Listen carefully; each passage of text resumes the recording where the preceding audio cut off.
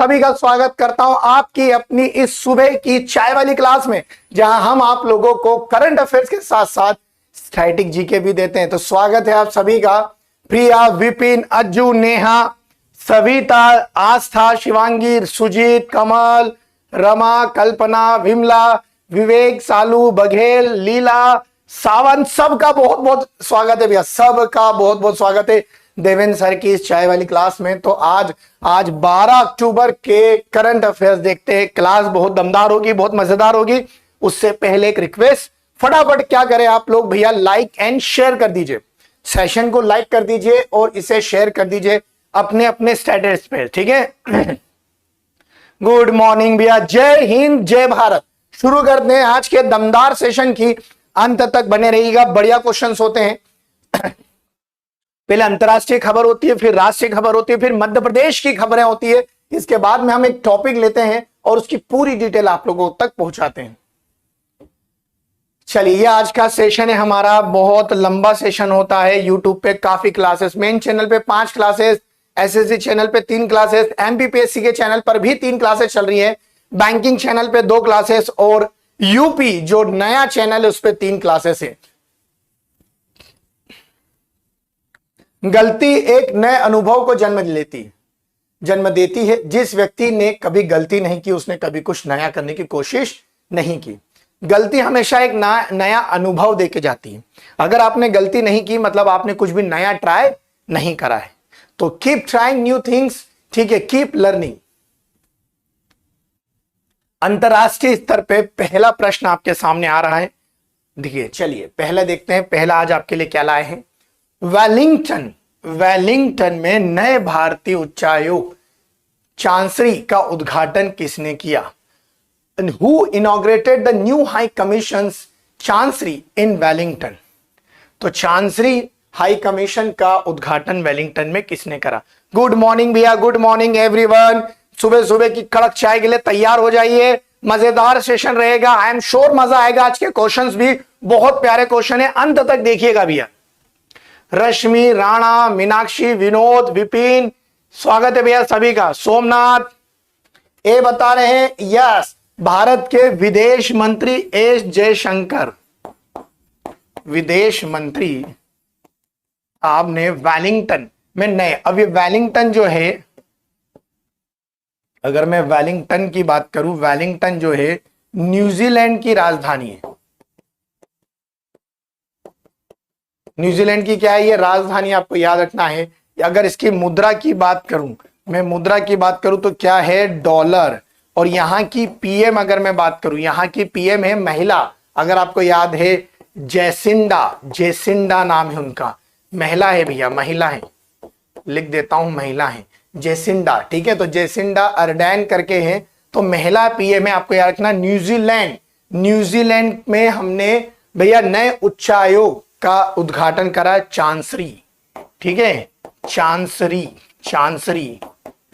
भारतीय उच्चायोग।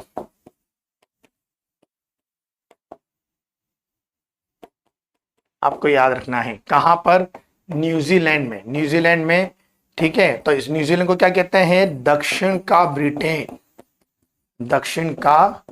ब्रिटेन कहते हैं, आपको याद रखना है। यहां पर माओरी जनजाति पाई जाती है।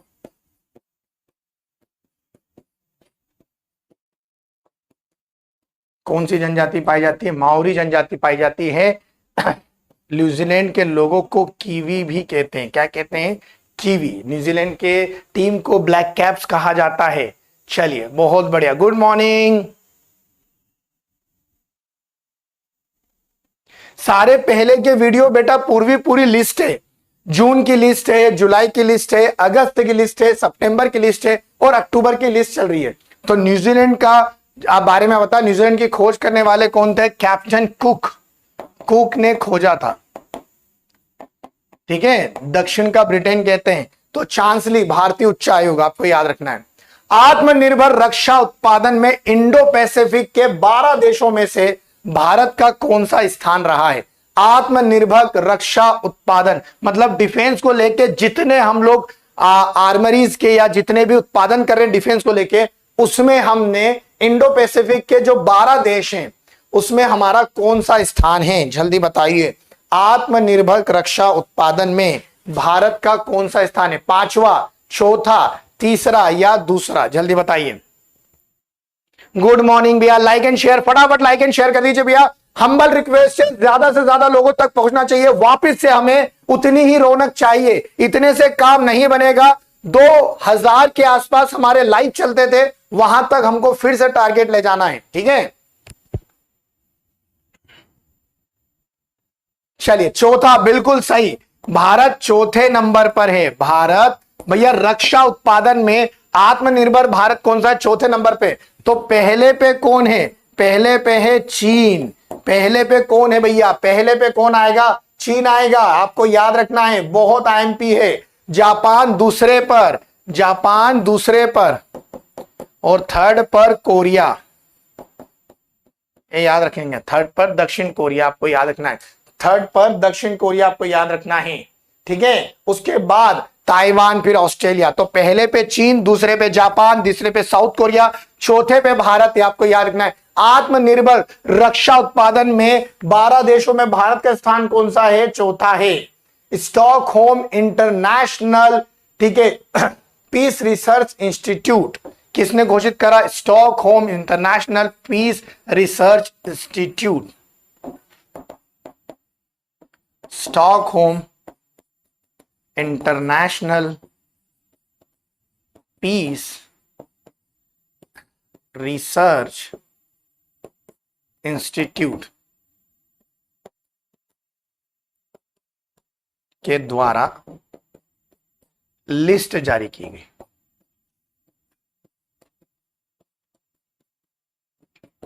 ठीक है, तो International Stockholm International Peace Research Institute के द्वारा लिस्ट जारी की गई।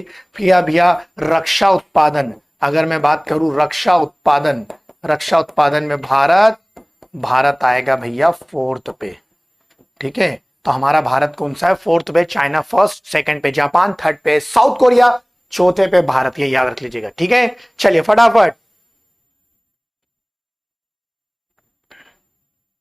चलिए बहुत अच्छे से बात करते आगे।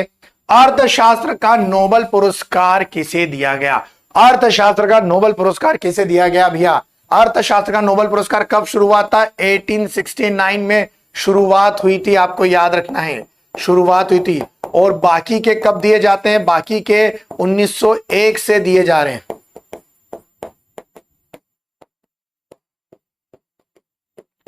ठीक है, बैन, बेनार्के, डगलस या फिलिप, कौन कौन है, या सभी है, जल्दी बताइए। बैन, डगलस, फिलिप या उपरोक्त सभी।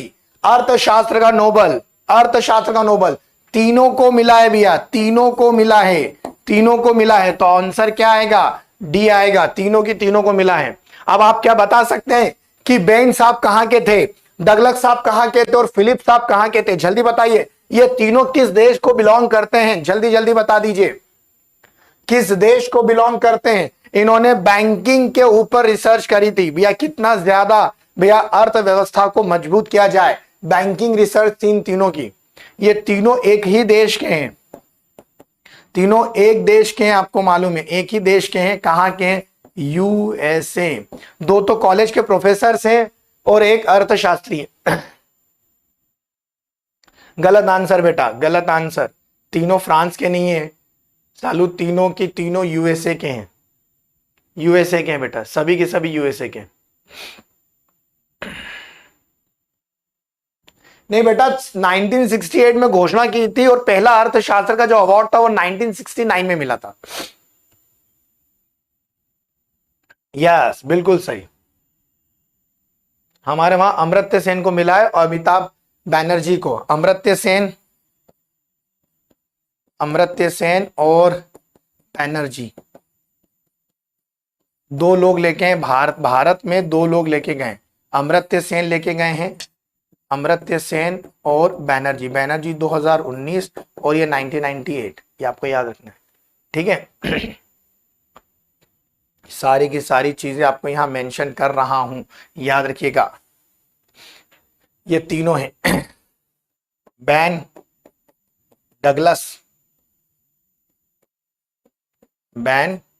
डगलस और ये फिलिप, तीनों के नाम लिख दिए मैंने, बैन, डगलस एंड फिलिप।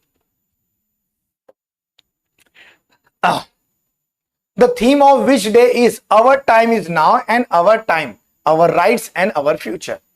किस दिवस की अंतरराष्ट्रीय थीम थी our time is now and our rights our future? जल्दी बताइए, कम करना है इसको।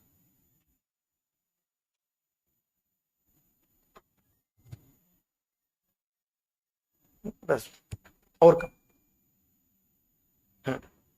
अंतर्राष्ट्रीय युवा दिवस, अंतर्राष्ट्रीय हिंदी दिवस, अंतर्राष्ट्रीय बालिका दिवस, अंतर्राष्ट्रीय अधिकार दिवस। ठीक है, क्या आएगा भैया? अंतर्राष्ट्रीय बालिका दिवस। क्या आएगा? अंतर्राष्ट्रीय बालिका दिवस। इंटरनेशनल गर्ल्स चाइल्ड डे आपको याद रखना है। इंटरनेशनल गर्ल्स चाइल्ड डे का ये थीम थी 2022 की, ये 2022 की थीम थी, आपको याद रखना है। कब आता है मालूम है? ये 11 अक्टूबर, मतलब कल के दिन 11 अक्टूबर को मनाया जाता है। 11 अक्टूबर को मनाया जाता है, ये आपको याद रखना है। कब मनाया जाता है? 11 अक्टूबर को मनाया जाता है अंतरराष्ट्रीय गर्ल्स चाइल्ड डे, आपको याद रखना है। शुरुआत कब हुई आपको याद बता दूं कि भाई डे की इंटरनेशनल 11 अक्टूबर 2012 को शुरू किया गया था। ठीक है, घोषणा कब हुई थी? 2011 में। घोषणा कब करी थी? 2011 में। तो international child girl child day कब मनाया जाता है? 11 अक्टूबर 2012 को। इसकी घोषणा महासभा, संयुक्त राष्ट्र महासभा ने कब करी थी? संयुक्त राष्ट्र महासभा, महासभा। तो संयुक्त राष्ट्र महासभा ने घोषणा 2011 में की थी और शुरुआत इसकी 11 अक्टूबर 2012 में हुई है, आपको याद रखना है। बालिका दिवस, अंतरराष्ट्रीय बालिका दिवस 11 अक्टूबर, राष्ट्रीय 24 जनवरी, बिल्कुल सही।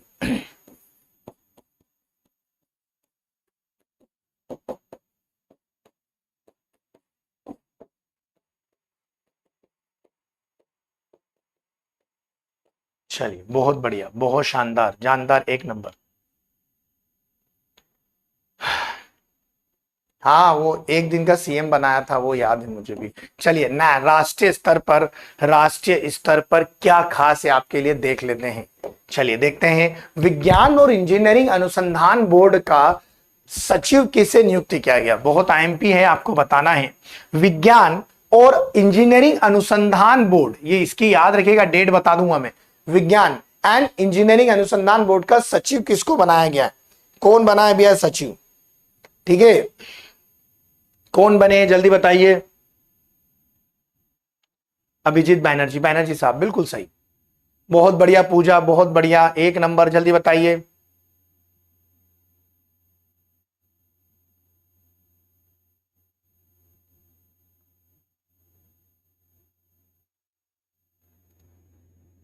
सी बता रहे हैं, नहीं, अखिलेश गुप्ता जी बने नए सचिव। अखिलेश गुप्ता जी बने हैं नए सचिव विज्ञान अनुसंधान बोर्ड के। किसकी जगह लेंगे? संदीप शर्मा जी की, संदीप वर्मा है, सॉरी, संदीप वर्मा जी की जगह।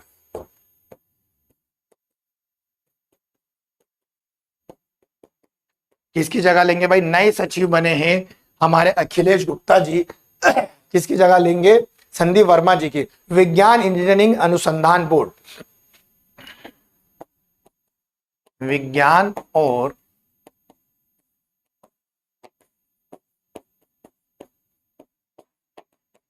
अनुसंधान बोर्ड। अब ये बोर्ड बना था 2009 में। कब बना था? 2000 में। और अधिनियम की बात करूं तो अधिनियम कब आया था? 2008 में। ठीक है, तो ये आपको याद रखना है। विज्ञान और इंजीनियरिंग का समागम किया गया। तो ये जो बोर्ड बना था, ये जो बोर्ड बना है, ये बोर्ड बना है 2009 में। और इसकी अधिनियम जो था, इसके लिए जो लाया गया था, ये पारित किया गया था 2008 में, आपको याद रखना। अखिलेश गुप्ता जी आए हैं, ठीक है, संदीप जी की जगह लेंगे। तो अखिलेश गुप्ता जी किसकी जगह लेंगे? संदीप जी की जगह लेंगे, आपको याद रखना है। ठीक है बेटा, ये साइंस एंड इंजीनियरिंग के कॉम्बो पे काम करता है। देखिए सिंपल सी बात है, विज्ञान और इंजीनियरिंग अनुसंधान जितने भी इंजीनियरिंग के से रिलेटेड, जैसे मैं कहा कि आईआईटी, आईआईएम, इस तरह से, तो आईआईएम जो हो जाए तो मैनेजमेंट में हो जाता है। आईआईटी जितने इनोवेटिव्स साइंस के आविष्कार करता है उसे हम केंद्र सरकार के द्वारा इस्तेमाल करते हैं। जैसे थर्मल एनर्जी बनाना, जैसे आईआईटी ने कुछ नए, आईआईटी मुंबई ने कुछ नई टेक्नोलॉजी डेवलप करी, उसे देश को समर्पित करना, रोबोटिक्स को देश को समर्पित करना, ये सारी चीजें यही देखते हैं। ठीक है। छत्तीसगढ़ ओलंपिक, अब देखिए भैया ये आपने टर्म शायद सुनी नहीं हो, छत्तीसगढ़ ओलंपिक। ठीक है, में कितने पारंपरिक खेलों को शामिल किया गया है। अब छत्तीसगढ़ में जो खेल होंगे उनका नाम रखा है भैया हमारे बघेल साहब ने, भूपेश बघेल। भूपेश बघेल सीएम है, आपको मालूम है ना भूपेश बघेल क्या है, सीएम है छत्तीसगढ़ के। तो उन्होंने युवा खेल को बढ़ाने के लिए, ग्रामीण खेलों को बढ़ाने के लिए मध्य प्रदेश, सॉरी छत्तीसगढ़ में ओलंपिक खेलों की शुरुआत करी है। इसका नाम होगा छत्तीसगढ़ ओलंपिक। इसमें बैडमिंटन, क्रिकेट सब होंगे। ये 4 वर्गों में होगा, 4 वर्गों में होगा, मतलब युवा वर्ग होगा। ठीक है, युवा वर्ग, उसके पहले ठीक है एक चाइल्ड सेक्शन होगा, युवा वर्ग होगा, ठीक है, प्रोण होगा, ठीक है, इस तरह से। तो ऐसे 4 क्षेत्र में, एक आपका क्या कहते हैं मिडिल एज के आसपास, तो मिडिल एज, युवा, चाइल्ड, प्रोण, मतलब 60 से ज्यादा। ऐसे कितने खेल जोड़े हैं इसमें? 14 आएंगे बेटा, 2 नहीं है, 14 आपको याद रखना है। कितने होंगे? 14। तो बहुत आईएमपी है बेटा, लाइक एंड शेयर करते चलिए। 14 खेलों को छत्तीसगढ़ सरकार ने करा है। कहां पर भैया? रायपुर, आपको याद रखना है, रायपुर राजधानी है। तो खेलों का आयोजन कहां होगा? रायपुर में होगा, आपको याद रखना है। खेलों का आयोजन भी कहां होगा? रायपुर। और इसका उद्घाटन भी रायपुर में ही किया गया। ठीक है, बलबीर सिंह स्टेडियम से, रायपुर का बलबीर सिंह स्टेडियम।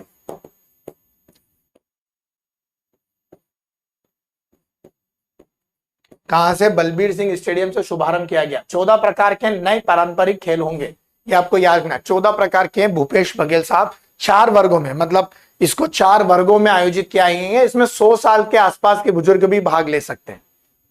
ठीक है, 14 है बेटा, 14, 14 नहीं, मतलब 16 नहीं है, 14 है।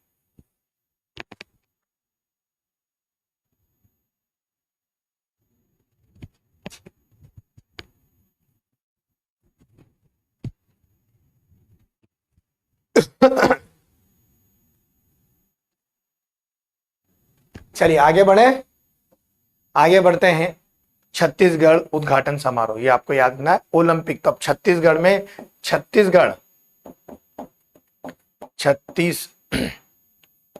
ओलंपिक।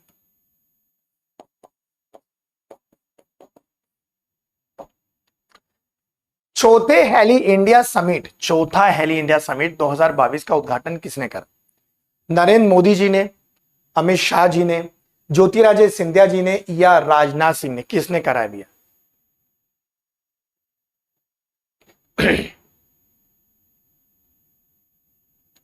जल्दी बताइए। चलिए फटाफट लाइक एंड शेयर करिए भैया। आज गोते लगाना है जीके में, आंसर आएगा ज्योतिरादित्य सिंधिया। अब ज्योतिरादित्य सिंधिया भैया उड़ियन मंत्री हैं। उड़ियन मंत्री मतलब aviation minister, aviation department, aviation minister है, केंद्रीय उड़ियन मंत्री है। अब बहुत अच्छी चीज है, देखिए ना। और ये उद्घाटन कहां करा? ये श्रीनगर, ये उद्घाटन कहां करा है? श्रीनगर में करा है। ये भी आपको बता दूं, ये उद्घाटन कहां है? श्रीनगर में किया गया है, जम्मू कश्मीर के श्रीनगर। और इनके साथ मनोज सिन्हा भी थे, मनोज सिन्हा। अब ये मनोज सिन्हा कौन है? ये मनोज सिन्हा भैया अभी जम्मू एंड कश्मीर के उपराज्यपाल, ये भी आपको याद रखना। जम्मू एंड कश्मीर के क्या है? मनोज सिन्हा जी उपराज्यपाल है। अब देखिए क्या बताता हूं मैं भाई। ज्योतिरादित्य सिंधिया उड़ियन मंत्री है। ज्योतिरादित्य सिंधिया ने, ठीक है, हेली, अब देखिए नाम ही में, आप नाम से समझिए, हेली इंडिया। हेली इंडिया का मतलब है हेलीकॉप्टर। क्या है? हेलीकॉप्टर सुविधा की बात हुई है भैया। हेलीकॉप्टर सुविधा मतलब हेलीकॉप्टर सुविधा ज्यादा से ज्यादा भारत में दी जाएगी। अब आपको बता दे तो इनका टाइटल क्या था, helicopter for last mile, helicopter for last mile. हर जगह तक हेलीकॉप्टर सुविधा पहुंचे। जैसे मैं बात करूं भाई जम्मू एंड कश्मीर की, हिमाचल प्रदेश की, उत्तराखंड की, यहां सबसे ज्यादा रिक्वायरमेंट लगती है, यहां सबसे ज्यादा रिक्वायरमेंट लगती है। कई बार भूस्खलन के कारण रास्ते बंद हो जाते हैं, चौक हो जाते हैं, तो हर क्षेत्र तक हेलीकॉप्टर पहुंचाने का निर्णय इन्होंने चौथी हेले समिट में लिया है या कॉन्क्लेव में लिया है। आपको याद रखना है, ठीक है, सब उड़े सब जुड़े, ये एक और अभियान लेके चल रहे हैं, सब उड़े सब उड़े सब जुड़े। आपको याद रखना है, सब उड़े सब जुड़े, सब उड़े सब जुड़े। मतलब भाई सिर्फ भाई हायर सोसाइटी के लोग ही हेलीपैड का उपयोग नहीं कर पाए या हेलीकॉप्टर का उपयोग नहीं कर पाए, ज्यादा से ज्यादा इसका किराया सामान्य रखना है। जैसे देहरादून से केदारनाथ की, बद्रीनाथ की, यहां की कनेक्टिविटी, जम्मू कश्मीर से गुलमर्ग, सोनमर्ग, यहां की कनेक्टिविटी, तो हेलीकॉप्टर सुविधा देने की बात करिए, सब जुड़े सब उड़े। आपको याद रखना है भाई, इन्होंने ये उद्घाटन कब करा, जो हमने चौथे 10 अक्टूबर को करा है। कब करा, 10 अक्टूबर को। इन्होंने कहा है कि भारत में हाल ही में पिछले 7 वर्षों में 67 नए एयरपोर्ट बन चुके हैं। कितने बन गए, 67 नए हवाई अड्डे का उद्घाटन हुआ है। नए 67 हवाई अड्डे बन गए, जिनकी संख्या बढ़कर 141 हो गई। मतलब टोटल भारत में 141 हवाई अड्डे हैं, मतलब एयरपोर्ट्स हैं, और पिछले 7 सालों में 67 बन चुके हैं। मतलब इसके पहले सिर्फ 74 हुआ करते थे, अब इतने हो गए। मतलब इनका ये कहने का मतलब है कि जहां 1950 से पिछले 7 सालों के पहले तक सिर्फ 74 हवाई अड्डे थे, अब हमने 7 सालों में 67 हवाई अड्डे कर दिए, और ये संख्या ये 200 के पार ले जाना चाहते हैं, इसलिए सब उड़े सब जुड़े। प्रधानमंत्री मोदी जी ने शैक्षिक संकुल के पहले चरण का उद्घाटन करा। The first phase of Modi educational complex. कहां बना है भैया मोदी एजुकेशनल कॉम्प्लेक्स?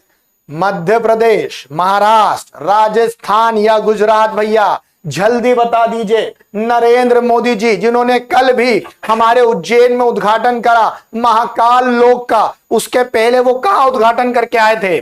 जहां उद्घाटन वहां Modi ji. Like and share करते चलिए दोस्तों, लाइक एंड शेयर करते चलिए, फटाफट लाइक एंड शेयर करेंगे, ज्यादा से ज्यादा लाइक करें, शेयर कर दीजिए। कहां करा भैया? गुजरात। कहां करा है? गुजरात। आपको याद रखना है, प्रधानमंत्री मोदी जी ने शैक्षणिक संकुल के पहले चरण का उद्घाटन क्या करा? गुजरात में। कहां? अहमदाबाद। ठीक है, अहमदाबाद के पास जामनगर। आपको यह भी याद रखना है, जामनगर में भी आपको याद रखना है, बहुत आईएमपी है भैया। पहले एजुकेशनल कॉम्प्लेक्स की शुरुआत मोदी जी ने यहीं से करी है, बहुत आईएमपी है। ये 10 अक्टूबर को पहले चरण का उद्घाटन करा।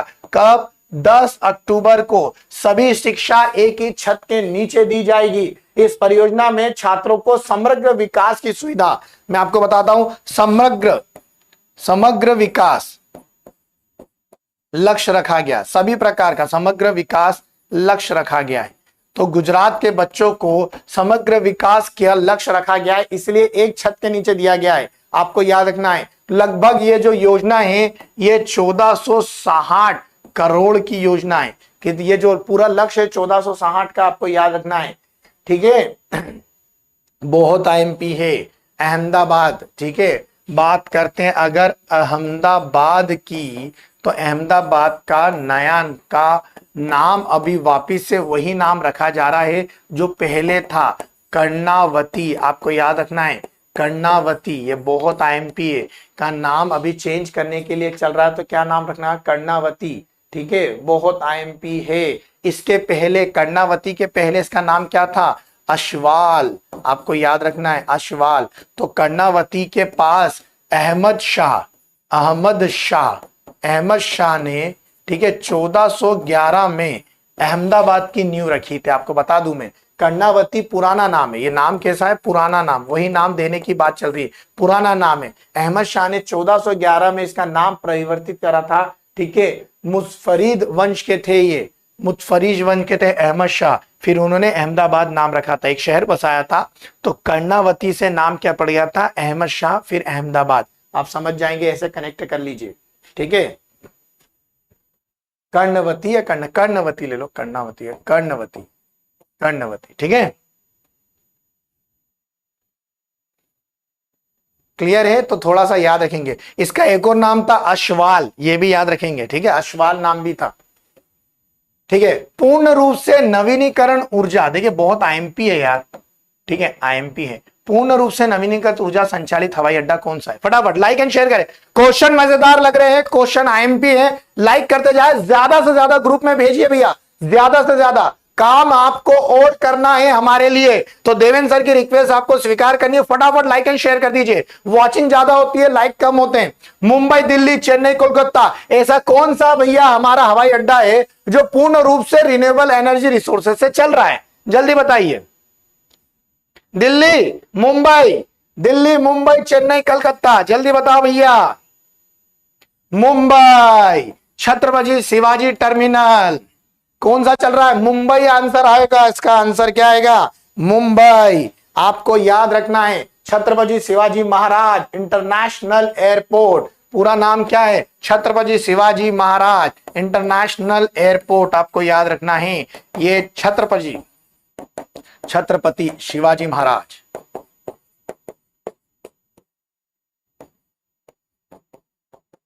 अंतरराष्ट्रीय हवाई अड्डा, आपको याद है, अंतरराष्ट्रीय हवाई, पूर्ण रूप से संचालित है भैया, आपको याद है, पूर्ण रूप से शून्य कार्बन उत्सर्जन। किस पे काम करेगा भाई? मुंबई एयरपोर्ट, मुंबई एयरपोर्ट की बात करें, ठीक है, तो zero carbon emission, carbon emission, zero carbon emission पे काम करता है, ये भी आपको याद रखना है दोस्तों, बहुत आईएमपी। जीरो कार्बन इमिशन पे कार्य करता है, ये आपको याद रखना है। किस पे? जीरो कार्बन इमिशन, किस पे जाएगा भैया? Zero carbon. अच्छा दोस्तों, अगर पूछा जाए भारत का सबसे बड़ा एयरपोर्ट कौन सा है, जल्दी बता दो तो। भारत का सबसे बड़ा एयरपोर्ट, भारत का सबसे बड़ा एयरपोर्ट कौन सा है? जल्दी बताओ, भारत का सबसे बड़ा एयरपोर्ट कौन सा है?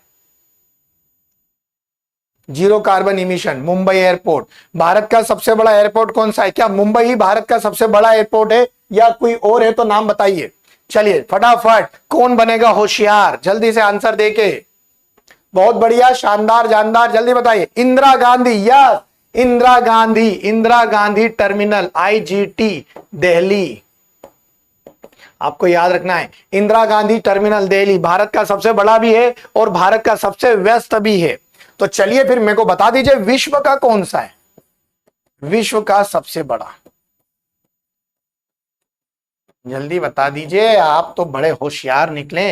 विश्व का सबसे बड़ा एयरपोर्ट, चलिए तो मेरी जनता जनार्दन जी के प्रेमी जनता, जल्दी बताइए, जल्दी बताइए, विश्व का सबसे बड़ा एयरपोर्ट कौन सा है? भाई अभी तक तो हमने इंडिया का देख लिया, इंडिया का जीरो कार्बन इमिशन वाला कौन सा? मुंबई एयरपोर्ट। विश्व का सबसे बड़ा, जल्दी बताओ। अमेरिका बता रहे हैं, हमद कतर बता रहे हैं, न्यूयॉर्क बता रहे हैं, चाइना में, अच्छा सब अलग अलग बता रहे बाबा।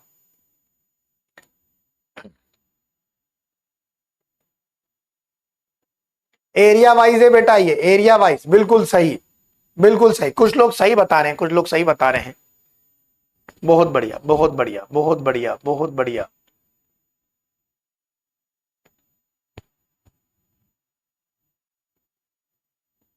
वाह, अच्छा दो दो आंसर भी दे रहे हैं। देखिए देखिए, विश्व का सबसे बड़ा, ध्यान दीजिएगा, विश्व का सबसे बड़ा मैं अगर बात कर रहा हूं तो आप ध्यान दीजिएगा, ये दुबई आएगा, किसमें? फ्लाइट की संख्या के कारण,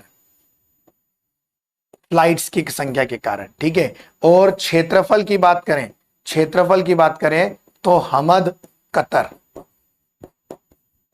देखिए दोनों लिख दिए। विश्व का सबसे बड़ा फ्लाइट्स की संख्या के आधार पर, नंबर ऑफ फ्लाइट सबसे ज्यादा कहां आती जाती है? दुबई। और क्षेत्रफल कहां का है? हमद, कतर।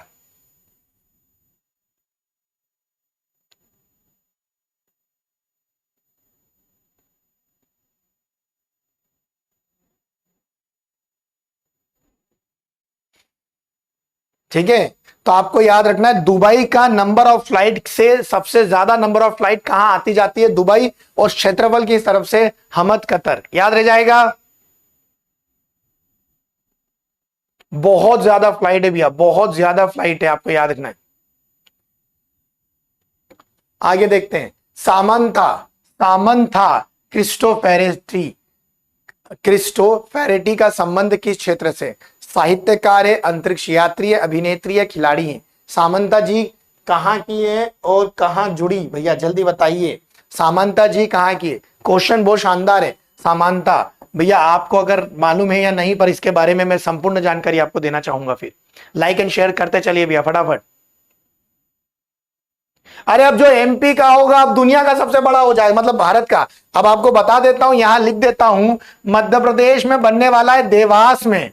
मध्य प्रदेश में बनने वाला देवास में जो भारत का सबसे बड़ा होगा, ये मध्य प्रदेश में देवास में बनने वाला है जो भारत का सबसे बड़ा हो जाएगा क्षेत्रफल की दृष्टि से। फ्लाइट भले कम आएगी वहां।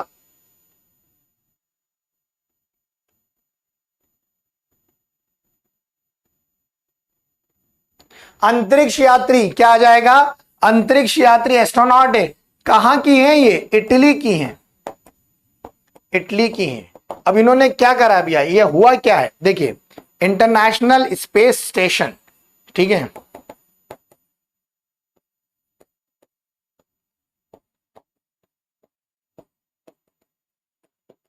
इंटरनेशनल स्पेस स्टेशन में जाने वाली पहली महिला, पहली महिला पहली क्या बनी है? महिला बनी है। कहाँ की है? इटली की। तो इंटरनेशनल स्पेस स्टेशन ये 1998 में बनना शुरू हुआ, ठीक है। और पूर्ण कब हुआ? पूर्ण कब हुआ अगर पूछे कि पूर्ण कब हुआ? 2011 में। हमारे अर्थ की सबसे लोअर ऑर्बिट में हम लोगों ने, मतलब कई देशों ने मिलकर इंटरनेशनल स्पेस स्टेशन की शुरुआत करी थी, जो 1998 से बन रहा था, 2011 में पूर्ण हुआ। इसमें जाने वाली पहली महिला बनी है भैया कौन? पहली अंतरिक्ष यात्री बनी है सामंथा क्रिस्टोफेरेटी, आपको याद रखना है, ठीक है, सामंथा। क्लियर है? याद रखिएगा। अब ये जो बात करूं मैं, ठीक है, तो ये है सामंथा,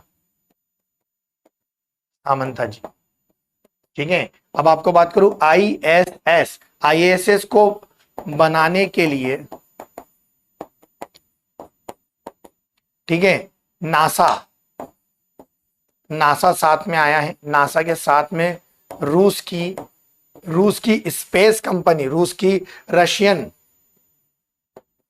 फेडरल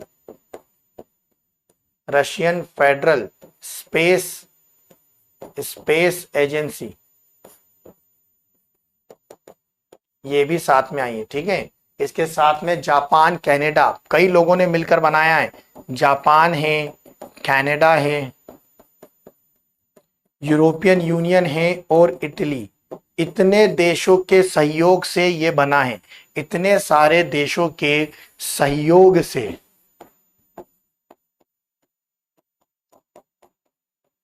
इतने सारे देश के सहयोग से इंटरनेशनल स्पेस स्टेशन बनाया गया था। इसका काम बेटा 1998 में शुरू हुआ था और 2011 में ये पूर्ण हुआ है।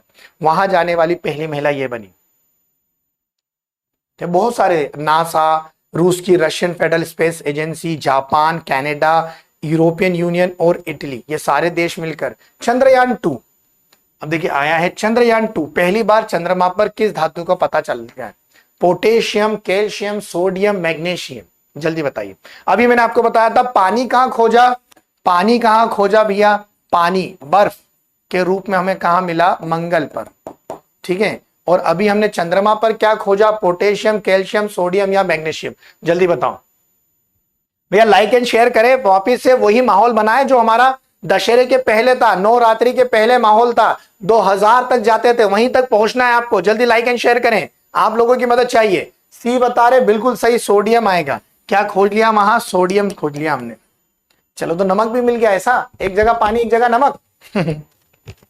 चलिए अच्छा याद है आपको। अगर याद करूं चंद्रयान 2 की याद करूं भाई, चंद्रयान 2 ने चंद्रमा पर सोडियम खोजा, सोडियम खोजा भाई, याद है? तो हमने चंद्रयान 2 की बात करें तो ये 22 जुलाई, अगर आपको याद है 2019 में, ठीक है, गया था चंद्रयान 2 22 जुलाई 2019 में। तो चंद्रयान 2 ने चंद्रमा पर ठीक है सोडियम की खोज की, सोडियम धातु की खोज, आपको याद रखना।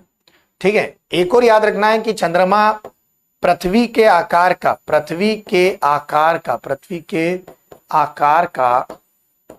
1/4 है। चंद्रमा जो है पृथ्वी के आकार का क्या है? 1/4। आपको बता दें चंद्रमा जो है पृथ्वी के आकार का 1/4 है। अगर हम थोड़ा सा बता दें चंद्रमा जो है पृथ्वी के आकार का, मैं आपको एग्जांपल के तौर पे बता दूं भैया, ठीक है? तो पृथ्वी के आकार का एग्जांपल के तौर पे देख लेते हैं, इसे चंद्रमा मान लेते हैं। तो अगर मैं बताऊं इसे चंद्रमा ले ले अपन, ठीक है, फॉर एग्जांपल अगर इसे चंद्रमा माने तो चंद्रमा, अगर मैं इसको चंद्रमा लिखता हूं, चंद्रमा, तो ये पृथ्वी के आकार का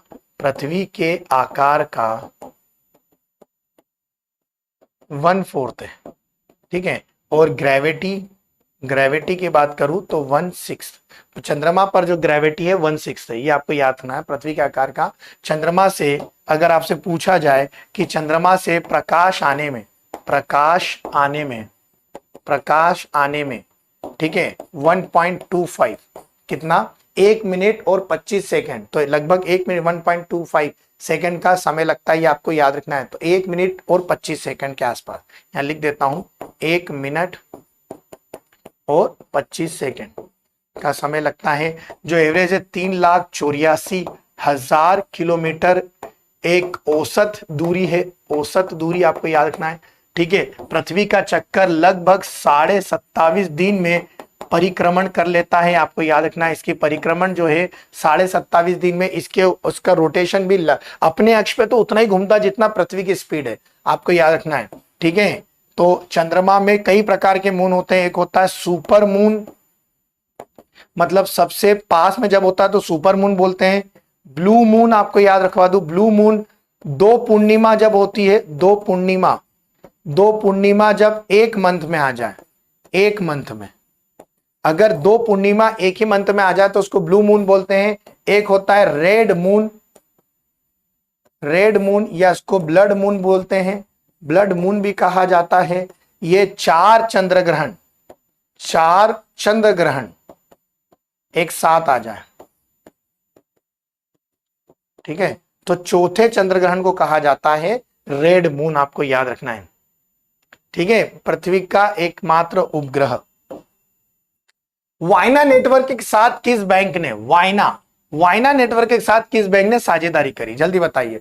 SBI, ICICI, PNB, IDBI. Vayana network, Vayana network ये इलेक्ट्रॉनिक कॉर्पोरेट नेटवर्क है।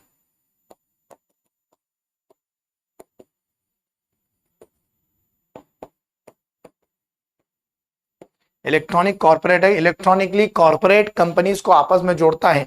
आईडीबीआई, क्या आंसर आएगा इसका? आईडीबीआई, क्या आंसर आएगा? आईडीबीआई इलेक्ट्रॉनिक कॉर्पोरेट नेटवर्क है। आईडीबीआई ने भैया इसके साथ साझेदारी करी है। वायना नेटवर्क कंपनी है कहां? ये पुणे की कंपनी है, पुणे की कंपनी है भैया, आपको याद रखना है।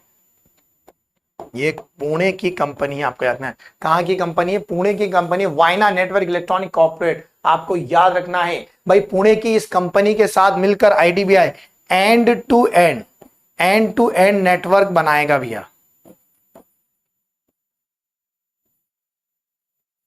एंड टू एंड नेटवर्क बनाने की बात कर रहा है, ये आपको याद है, एंड टू एंड नेटवर्क। ठीक है, बहुत आईएमपी है। तो आईडीबीआई वायना नेटवर्क ने किसके साथ साझी करी? Industrial Development Bank of India के साथ। तो Industrial Development Bank of India end to end network स्थापित करेगा, ये याद रखना है, वायना नेटवर्क के साथ मिलकर। बहुत आईएमपी है भैया। अभी हाल ही में मैंने आपको बताया भी था कि आईडीबीआई में साझेदारी किसकी है? सेंट्रल गवर्नमेंट की, केंद्र सरकार, सेंट्रल गवर्नमेंट और एलआईसी। याद है इन्होंने अपने शेयर्स बेचे हैं, शेयर्स बेचे। आपको याद है अपनी साझेदारी कम करी है। आपको एक क्वेश्चन ये भी बताया था कि केंद्र सरकार ने और एलआईसी ने अपने शेयर्स बेच दिए। भाई आपको याद है कि 60% शेयर्स बेच दिए गए, दोनों ने मिलकर आईडीबीआई में अपने साझेदारी को कम कर लिया है। चलिए, पहली बार किस सशस्त्र बल ने अधिकारियों के लिए हथियार प्रणाली शाखा को मंजूरी दी? भाई किस सशस्त्र बल ने कहा कि अब अधिकारियों के लिए हथियार प्रणाली बनानी चाहिए? Which arm force has approved weapon system wing for the officers of the first time? जल्दी बताइए, कौन सी ऐसी सशस्त्र बल है? State police, Indian air force, Indian army या सीआरपीएफ? किसको अलाउ कर दिया गया पहली बार? इसमें यह भी कि बचत भी होगी, लगभग 3,400 रुपए की बचत होगी। आजादी के बाद पहली बार ऐसी कोई नई संचालन की गई है। तो ये है इंडियन एयरफोर्स। ठीक है, 3,400 करोड़ बचेंगे। ठीक है, अब ये बचेंगे कैसे? क्योंकि क्या हो गया, ऑफिसर्स, अधिकारियों के लिए हथियार प्रणाली शाखा को मंजूरी दे दी। भाई सीधी सी बात है, सशस्त्र बल ने, भाई याद रखिएगा कि आर्म्ड फोर्सेस ने कहा है कि weapon system wing for officers अलग से बनाया जाएगा, जिसमें बचत ही होना है, क्योंकि ऑफिसर्स लेवल पर जब ये बनेगा तो ये ज्यादा एडवांस होगा और बार बार इसमें चेंज करने की आवश्यकता नहीं होगी। ऑफिसर्स अपने हिसाब से इसका उपयोग कर सकते हैं। तो क्या आएगा? इंडियन एयरफोर्स आएगा बेटा, इंडियन आर्मी नहीं। बहुत ज्यादा सालाना बचाने की बात करेंगे, इंडियन, भारतीय वायुसेना, भारतीय वायुसेना। चलिए बता चुका हूं एक बार, पर फिर भी भारतीय वायुसेना का गठन कब हुआ? जल्दी बताइए। और इसका दिवस कब मनाते हैं? दिवस। ठीक है, चौधरी साहब हेड है, चौधरी जी अभी क्या है? प्रमुख। ठीक है, वी आर चौधरी जी क्या है? इसके प्रमुख हैं, आप सभी को मालूम है। चलिए, तो वी आर चौधरी जी प्रमुख हैं। भारतीय वायुसेना का गठन कब किया गया? 1932, 8 अक्टूबर, क्योंकि कई बार बता चुका हूं। वेरी गुड, 8 अक्टूबर 1932। बहुत अच्छे से 2 दिन पहले ही बताया था, इसलिए कब मनाते हैं? 8 अक्टूबर को मनाते हैं। अभी आपको बताया भी गया था, ये डे सेलिब्रेट कहाँ करा था? चंडीगढ़ में। याद है, चंडीगढ़ में सेलिब्रेशन था 2022 का, 8 अक्टूबर। 3-4 दिन पहले ही बताया था, जिस दिन 8 अक्टूबर था उसी दिन मैंने आपको बहुत अच्छे से चीजें समझाई थी। आगे बढ़ते हैं। बाल विवाह के मामले में सबसे खराब स्थिति किसकी है? सबसे ज्यादा बाल विवाह कब होते हैं, मतलब कहां होते हैं? जल्दी बताइए, बाल विवाह में सबसे ज्यादा खराब स्थिति किसकी है? मालूम है बाल विवाह अधिनियम कब आया था? वो भी मैं आपको बताऊंगा। पहली बार बाल विवाह रोकथाम अधिनियम कब आया था? वो भी आपको बताऊंगा। बिल 90 नंबर का बना था। झारखंड सबसे खराब स्थिति।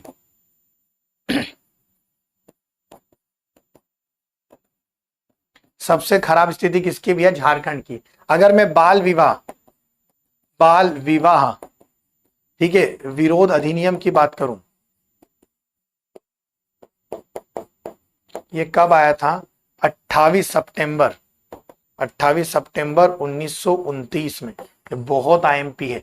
तब गर्ल्स की जो एज थी, गर्ल्स की, वो 14 से बढ़ाकर कितनी कर दी गई? 18। और बॉयज की जो एज थी, वो 18 से बढ़ाकर कितनी कर दी गई? 21। ही आपको याद रखना है, बहुत आईएमपी है। और अब बात करें, अब तो गर्ल्स हो या बॉयज हो, दोनों की कितनी कर दी है? 21 वर्ष। अब अगर बात करें तो अब तो दोनों की 21 वर्ष कर दी, आपको याद रखना। ठीक है, हेमंत सोरेन, हालत बहुत खराब है भैया। हेमंत सीएम कौन है यहाँ के? हेमंत सोरेन साहब। हेमंत सोरेन। सीएम कौन है? हेमंत सोरेन, बिल्कुल सही। चलिए, तो बहुत आईएमपी, आगे बढ़ते हैं। तो बाल विवाह याद रखना है ना, बाल विवाह, बाल विवाह। अब अगर आप 21 वर्ष के पहले, अब 21 वर्ष के पहले करेंगे तो बाल विवाह माना जाएगा। 21 के पहले शादी नहीं करना, ठीक है। मध्य प्रदेश से क्या लेके आए भैया? मध्य प्रदेश से क्या लेके आए आपके लिए? तो चलते जरा मध्य प्रदेश की ओर बढ़ते हैं। ग्रामोदय मेले का शुभारंभ किसके द्वारा किया गया? ग्रामोदय मेला, इसके पहले भी ये क्वेश्चन हो चुका है दोस्तों।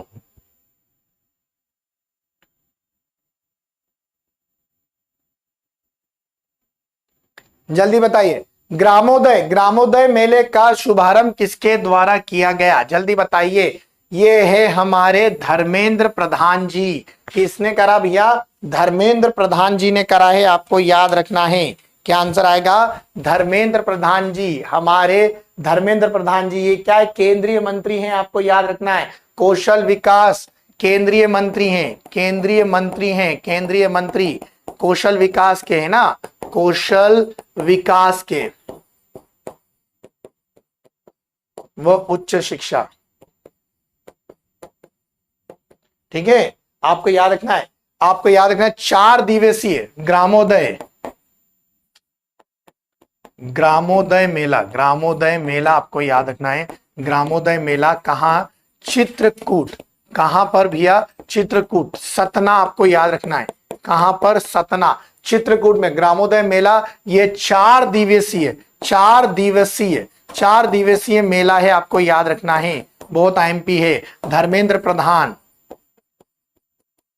ठीक है, कौशल विकास मंत्री और उच्च शिक्षा मंत्री धर्मेंद्र प्रधान जी ने चित्रकूट में क्या क्या है भैया? चित्रकूट मंदाकिनी नदी के किनारे है, आपको याद रखना होगा। चित्रकूट में हनुमान धारा है, क्या है? हनुमान धारा आपको मिलेगी। चित्रकूट में क्या है? सती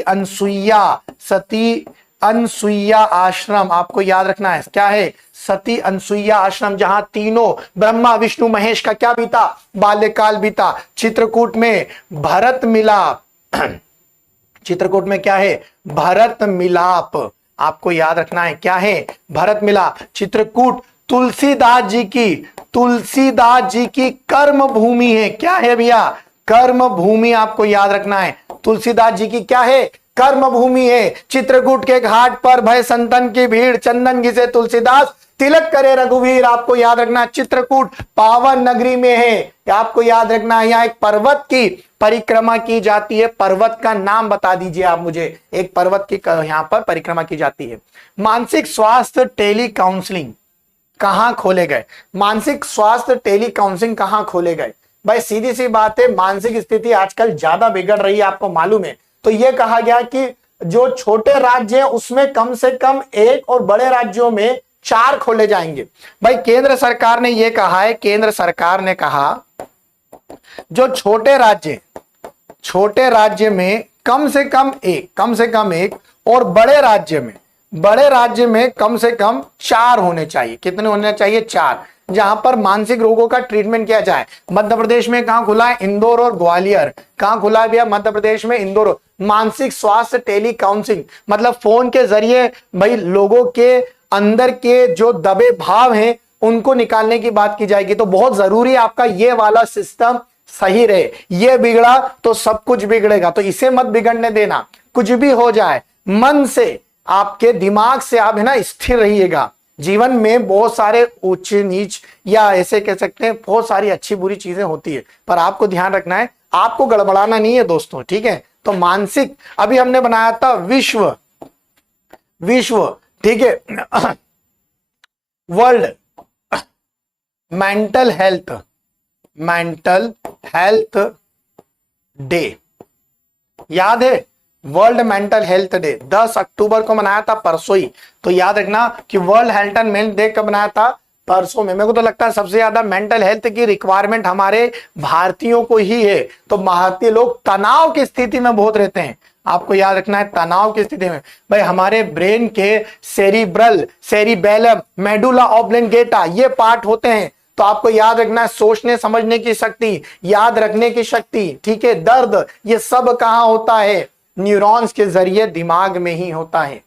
किस मंदिर को सर्वश्रेष्ठ अनरक्षित या अनुरक्षित या दिव्यांग मित्र वयस्क स्मारक श्रेणी को अवार्ड मिला है? बहुत आईएमपी है। कौन सा ऐसा मंदिर है जिसको सर्वश्रेष्ठ, which has been the received the best maintained and the disabled friendly? यहां पर जितने भी विकलांग जन है उनको पहुंचने में किसी प्रकार की दिक्कत नहीं होती। ये कौन सा है? भोजपुर का शिव मंदिर। क्या है ये? भोजपुर का शिव मंदिर। ये आपको कहां मिलेगा? रायसेन में मिलेगा। कहां मिलेगा? रायसेन। किसने बनवाया? राजा भोज ने बनवाया। एक ही रात में बनवाया। इसे क्या कहा जाता है? इसे क्या कहा जाता है? इसे कहा जाता है सोमनाथ। मध्य प्रदेश का क्या कहते हैं इसको? सोमनाथ कहते हैं। सोमनाथ मध्य प्रदेश का क्या कहते हैं? सोमनाथ। ठीक है, भोजपुर मंदिर सबसे बड़ा। भैया आपको अगर एक ही पत्थर की बात करूं तो सबसे बड़ा शिवलिंग एक पत्थर से निर्मित, एक ही शिला से बना है, सबसे बड़ा, एक ही रात में बनवाया गया। राष्ट्रीय किशोर सम्मान 2021 में किसको मिला? राष्ट्रीय किशोर सम्मान 2021 में किसे मिला? जल्दी बता दीजिए। 2021 की बात कर रहा हूं मैं। अशोक मिश्रा जी को, वहीदा रहमान जी को, अमिताभ भट्टाचार्य जी को या विवेक रंजन अग्निहोत्री को? एक्चुअली ये सबको मिला है, मैं सबके सन भी लिख दूंगा। ये सबको मिला है अलग अलग समय पे। वहीदा रहमान जी को मिला था 2018 में, अशोक मिश्रा जी को मिला था 2019 में, ठीक है, और 2020 में मिला था अमिताभ भट्टाचार्य को, और 2021 में अभी हाल ही में मिला है विवेक रंजन अग्निहोत्री। किसको मिला है? विवेक रंजन अग्निहोत्री। ये लेखक है, ठीक है। अशोक मिश्रा जी आपको याद होगा कश्मीर फाइल्स के डायरेक्टर। कश्मीर फाइल्स एक मूवी आई थी बहुत बढ़िया, कश्मीर फाइल्स के डायरेक्टर, या और उनके पट कथा भी इन्होंने लिखी थी, अशोक मिश्रा जी ने। वहीदा रहमान एक्ट्रेस है, आई नो आप लोग बहुत अच्छे से इनको जानते हो, ठीक है। वहीदा रहमान जी बहुत पुरानी वेटरनल एक्ट्रेस है। अमिताभ भट्टाचार्य ये भी राइटर हैं, बहुत अच्छे। तो राइटर्स इसमें ज्यादा है, एक्ट्रेस तो एक ही है, ठीक है। किशोर कुमार सम्मान, कश्मीर फाइल्स, देखिए इनके लिए भी हमने बताया था, आपको याद रखना है। चलिए बात करते हैं किशोर कुमार। आज का टॉपिक क्या? तो जाते जाते किशोर अलंकरण की बात करेंगे, किशोर कुमार सम्मान की बात करेंगे। किशोर कुमार को कौन नहीं जानता भैया? किशोर कुमार के अगर जन्म की बात करें तो जन्म कहां है? खंडवा, ठीक है, खंडवा में हुआ। इनका पूरा नाम था किशोर कुमार गांगुली। किशोर कुमार गांगुली, ठीक है। आपको मालूम है इनका जो बैकग्राउंड था वह वेस्ट बंगाल से, नो डाउट अबाउट इट, ठीक है। पहली बात तो यह कि इनका जन्म खंडवा में, और इनकी शिक्षा कहां? हमारे इंदौर से। इनकी शिक्षा कहां से? इंदौर से। इन्होंने संगीत नहीं सीखा, जन्मजात ये कहते हैं कि टैलेंटेड थे, ठीक है। जुगनू, आपने इनकी मूवी का भी नाम सुना होगा। म्यूजिक डायरेक्टर, सिंगर, ठीक है, एक्टर, सभी प्रकार के तो इन्होंने काम कर लिया, मतलब हर एक फील्ड में इनको भैया सम्मान मिला है। ऐसी पर्सनालिटी बार बार जन्म नहीं लेती। वन एंड ओनली किशोरदा, आपको मालूम है कितने गाने हैं, आप रोज रात में सोने से पहले इनके गाने तो जरूर गुनगुनाते होंगे, एक आधी गाना आपको याद भी होगा। तो सिंगर है, म्यूजिक डायरेक्टर है, एक्टर है, प्रोड्यूसर है, इन्होंने सारे काम करे हैं भैया, सारे काम करें। कई सम्मान इनको मिले हैं। मगर हम अगर राष्ट्रीय किशोर सम्मान की बात करते हैं, राष्ट्रीय किशोर सम्मान की बात करें, अगर हम अवार्ड की बात करें दोस्तों, तो ये अवार्ड की शुरुआत कब हुई थी? ये 1997 से शुरुआत कब हुई थी? 1997 से शुरुआत हुई थी। आपको यह भी बता दूं, ऋषिकेश मुखर्जी को पहला अवार्ड मिला था। मुखर्जी को फर्स्ट अवार्ड मिला था। आपको बता दूं, ऋषिकेश मुखर्जी को पहला अवार्ड दिया था किशोर कुमार सम्मान में। और मैंने अभी बताया, अभी लास्ट वाला किसको मिला? विवेक रंजन अग्निहोत्री को। तो आपको याद रखना किशोरदा, ठीक है। तो किशोरदा जो गाने के बीच में वर्ड भूल जाते थे, इसको यूडलिंग कहते थे, ठीक है। तो इडले उडले वो जो बोलते थे, इसको यूडलिंग कहा जाता था। उन्होंने इसका इजाद किया था। वो कहते थे कि मुझे वह शब्द याद नहीं रहते, तो मैं बीच में अपना ही कुछ डाल देता था। ये थे हमारे महान किशोरदा। तो तो आई होप आपको आज का लेक्चर बहुत दमदार लगा होगा। कल फिर इसी समय पर हम करंट अफेयर्स लेके ताबड़तोड़ आपके सामने सुबह 8 बजे आ जाएंगे। आज का प्रश्न सिर्फ इतना है, आज का प्रश्न सिर्फ इतना है, आपको याद रखना है कि भारत की पहली क्वेश्चन बहुत अच्छा है। भारत की पहली ठीक है 17 mm के पर्दे पर रिलीज होने वाली मूवी कौन सी थी? जल्दी बताइए, भारत की पहली 70 mm पर रिलीज होने वाली पहली मूवी कौन सी थी और भारत की पहली रंगीन मूवी कौन सी थी? रंगीन मूवी, दोनों याद रखेंगे। भारत की पहली 70 mm पर रिलीज होने वाली पहली मूवी और भारत की पहली रंगीन मूवी कौन सी थी? Coloured movie. ठीक है, तो चलिए ये जानकारी आप मुझे ऑफलाइन दीजिएगा। कैसा रहा सेशन, कितना मजेदार रहा, जरूर कमेंट करिएगा कितना दमदार रहा। जय हिंद दोस्तों, जय भारत।